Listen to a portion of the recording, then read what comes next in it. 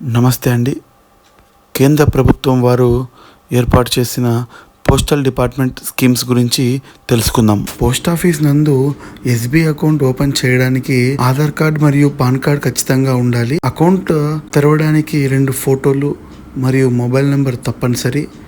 SB అకౌంట్లో తప్పనిసరిగా 500 రూపాయలు మెయింటైన్ చేయాలి.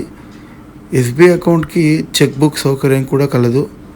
అదేవిధంగా ఏటీఎం కార్డు కూడా ఇస్తారు. ఈ ఎస్బీఐ అకౌంట్కి ఇచ్చిన చెక్ బుక్ని అన్ని బ్యాంకులలో లావాదేవీలకు వినియోగించుకోవచ్చు. ఈ స్కీమ్ పేరు టైం డిపాజిట్ అంటారండి. 1 ఇయర్కి 2 ఇయర్స్ 3 ఇయర్స్ లేదా 5 ఇయర్స్ డిపాజిట్ చేసుకోవచ్చు. ఈ స్కీమ్ పేరు మంత్లీ ఇంట్రెస్ట్ స్కీమ్ అండి. అంటే సర్టెన్ అమౌంట్ మనం డిపాజిట్ చేసి నెల వడ్డీ పొందొచ్చు. ఈ స్కీమ్ పేరు వచ్చేసి పబ్లిక్ ప్రావిడెంట్ ఫండ్ అంటారండి. అంటే పీపీఎఫ్ అకౌంట్ అంటారు. ఈ పీపీఎఫ్ అకౌంట్ వచ్చేసి 15 ఇయర్స్ పీరియడ్ అండి. ఈ స్కీమ్ పేరు సుకన్య సమృద్ధి అకౌంట్. ఆడపిల్లల కోసం కేంద్ర ప్రభుత్వం తీసుకొచ్చిన అద్భుతమైన స్కీమ్ అండి ఇది. ఈ స్కీమ్ పేరు నేషనల్ సేవింగ్స్ సర్టిఫికేట్ అండి. అంటే ఎన్ఎస్సి బాండ్ అంటారు కదా, ఇది డిపాజిట్లో ఒక స్కీమ్ అండి. ఈ స్కీమ్ పేరు కిసాన్ వికాస పత్ర అండి.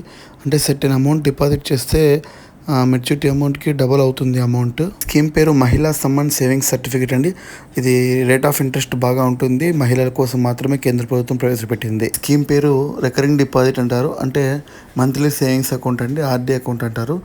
ఈ అకౌంట్ చేయడం వల్ల చాలా బెనిఫిట్ ఉన్నది. 5 ఇయర్స్ పీరియడ్ ఆఫ్ టైంలో మనకి మంచి వడ్డీ రేట్లతో అమౌంట్ అనేది పొందుతామండి. స్కీమ్ యొక్క పూర్తి వివరాల కోసం మన ధర్మవరం సోషల్ మీడియాని ఫాలో అవ్వండి, సబ్స్క్రైబ్ చేసుకోండి.